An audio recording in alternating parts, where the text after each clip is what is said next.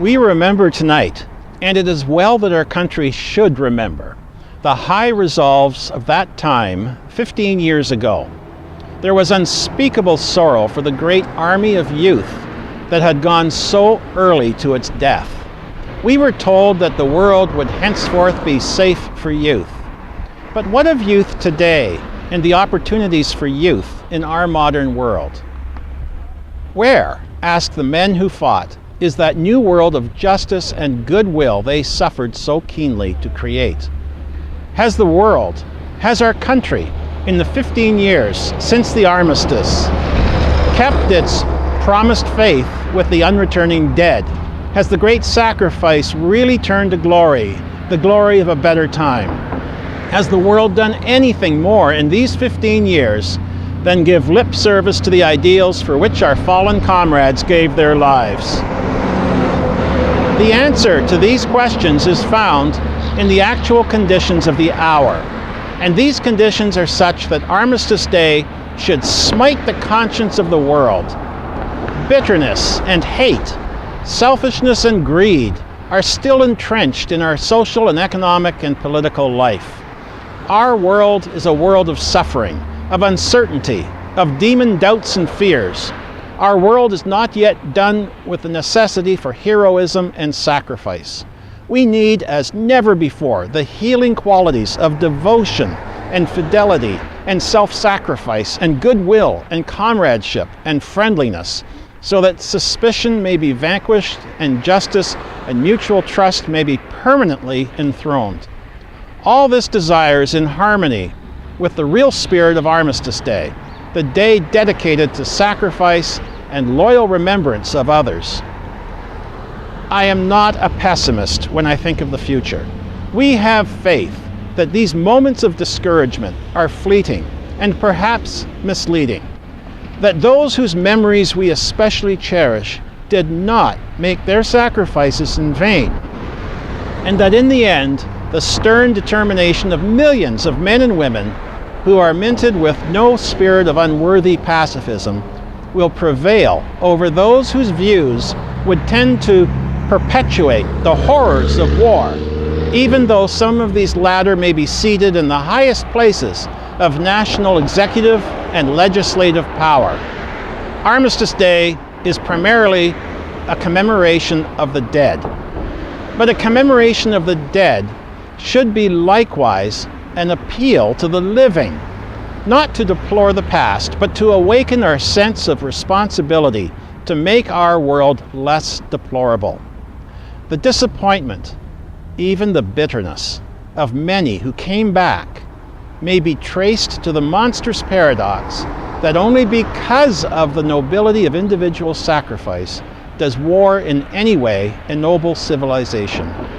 We know from experience the stupidity of war and the stupidity of those who made or caused war. Does our responsibility end with condemning the follies of the stupid or the vicious 20 years ago?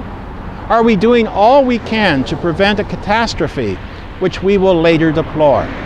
Are we fighting to the last, as we fought 15 years ago, for the vitality and the continuity of civilized standards in public and private affairs, in national and international life?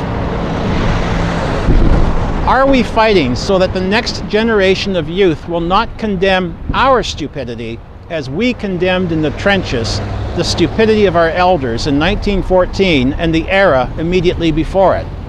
On those nights and days of suffering and death, when we saw our comrades fall in the fire of savages fed by the so-called gods of civilization, we endured and carried on, in the firm hope that out of the embers and the broken human dust would rise a new order, in which war and greed and injustice would have no place.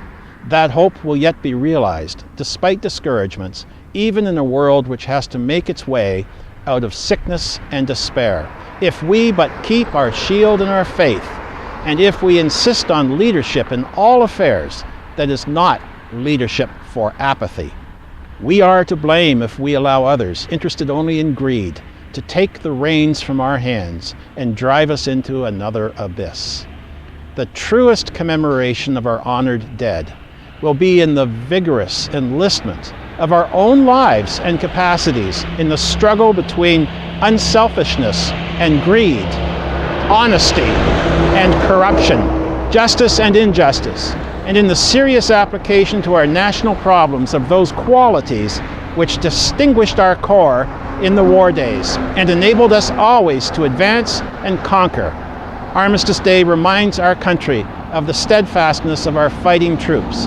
It should also be a reminder to every citizen that he still has a duty to discharge if the war is to be fully won and its high objectives permanently secured. It should call us to a realization that we still have to complete the unfinished task of our dead comrades who speak to us tonight with a voiceless eloquence. The task of replacing the present system of suspicion and fear and conflict with the enduring fabric of confidence in humane law and order. And so, in conclusion, we drop the rose of remembrance on the supreme devotion of our sacred dead. We linger, like our country, in our tribute of reverent memory of our glorious youth who gave their lives to defend our liberty.